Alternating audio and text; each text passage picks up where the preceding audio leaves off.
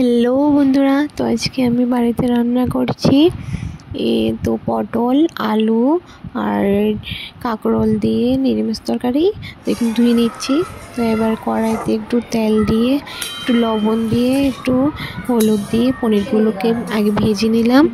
তো এরপর কড়াইতে একটু তেল গরম হতে দিয়েছি। তেল গরম হলে এতে 5 ফোড়ন দেবো। তো এখানে 5 ফোড়নগুলো ঢেলে দিচ্ছি আমি এখন। তো 5 ফোড়নগুলো একটু তেলে একটু ভাজা হলে এরপর দিয়ে দেব সবজিগুলো। বন্ধুরা, আমি একে একে সব সবজিগুলো কড়াইতে দিয়ে দিলাম। এখন এগুলোতে একটু লবণ দিয়ে ভালো করে ভাজবো।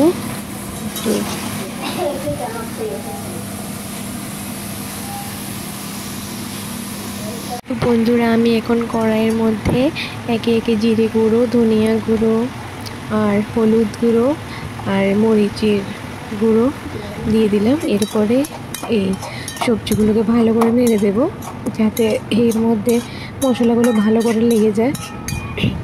এরপরে মশলাগুলোকে ভালো করে ভেজে নেব।